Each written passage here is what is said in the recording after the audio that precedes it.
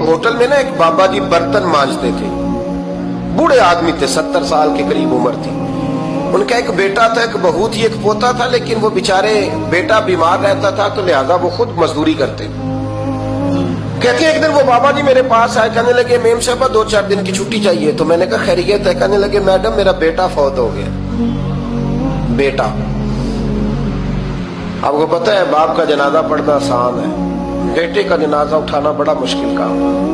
कहती है मैं कुछ लिख रही थी, मेरे हाथ से कलम गिर गया, मैंने खुद गाड़ी भेजी, बाबा जी गांव चले गए जहां वो रहते थे।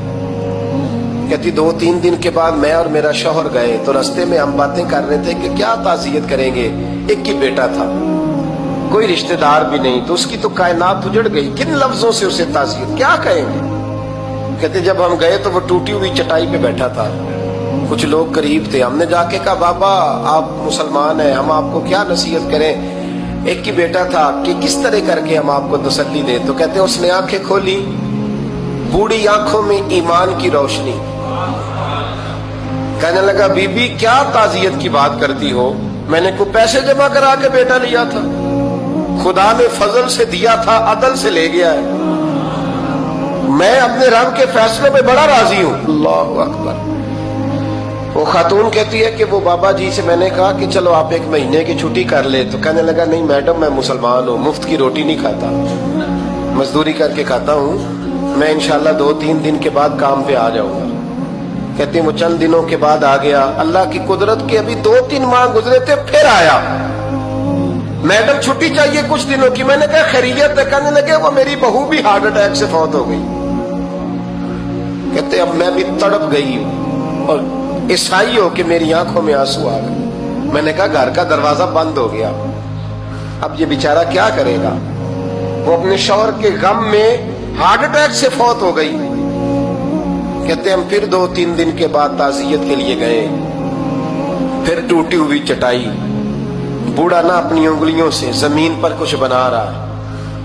कहते करीब गई और मैंने जाके कहा बाबा अब तो तसल्ली आपने खुद ही करनी है, जो निजाम था वो तो हो गया। तो कहते हैं फिर उसने आंखें खोली, आसमान की तरफ देखा तो कहने लगा बेटी कोई परेशानी नहीं, मेरा बेटा बगैर शादी के भी तो फौत हो ही सकता था ना, बस मेरे मालिक ने जब चाहा जैसे चाह हुआ, मैं इंशाल्लाह 2-4 दिन के बाद काम पे आऊंगा। ये मेरा 3-4-5 साल का पोता है, अभी स्कूल दाखिल हुआ है, मैं साथ ले आऊंगा, वहां मेरे साथ ऊपर क्वार्टर में जहां मैं रहता हूं ये भी रहेगा।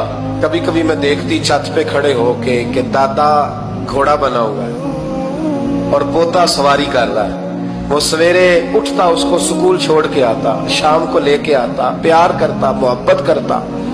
3री मंजिल पर हमने क्वार्टर दिया हुआ था, वहां दादा पोता रहते। अल्लाह तो बड़ा बेनियाज है। कहती है इकबाल एक दिन ना पोता ऊपर वाली मंजिल पे खेल रहा था, उसका पैर फिसला, वो गर्दन के बल जमीन पे गिरा, मुझे खबर हुई तो मैं दौड़ी, एम्बुलेंस मंगाई, खून से लिथड़े हुए उस बच्चे को दादे ने अपनी गोद में रखा। और जब हम अस्पताल की तरफ गए तो हॉस्पिटल बाद में आया, जनाबे इजराइल पहले आ गए और कहते वो गोद में दम तोड़ गया। फिर दादे ने उसे अपने हाथों से गुस्ल दिया, फिर उसने अपने बूढ़े हाथों से कब्र खोदी और फिर मिट्टी डाल के कहने लगा इन्ना लिल्लाहि व इन्ना इलैहि राजिऊन। जे सोना ही मेरे दुख विच राजी, जे सोना ही मेरे दुख विच राजी। फिर सुख नु चुल्ले डावा। कहते वो मिट्टी डाली उसने और जब वो वापस पलटा तो मैं बाजू से थाम के होटल करीब लाई और मैंने उसके करीब कहा कि बाबा तू टूट गया है, तू बिखर गया है।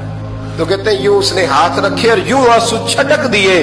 कहने लगा मैडम क्यों क्यों, मेरे अंदर कोई अकीदा नहीं, मैं कोई लवारस हूं, मेरा कोई रब नहीं, मैं क्यों परेशान रहूंगा, मैं तो पका हुआ फालू, थोड़े दिन गुजरेंगे कब्र में जाऊंगा और जब जन्नत में जाऊंगा तो अल्लाह मेरी बेटे से भी मुलाकात कराएगा, मेरे पोते से भी मुलाकात कराएगा, मेरा रब सारी मुलाकातें करा देगा, मैं अपने अल्लाह की रजा पे बड़ा राजी हूं। वो खातून कहती है मेरा और मेरे शौहर का कलेजा फटने लगा। मैंने कहा बाबा ये जज्बा कहां से मिलता है, ये सुकून कहां से आता है, یہ کیفیت کیسے ملتی ہے؟ مجھے کہنے لگا تو نے لینی ہے؟ میں نے کہا، تو کہنے لگا تو بھی گنبد خضرا والے نبی کا کلمہ پڑھ جا، اللہ تجھے سکون عطا کرے۔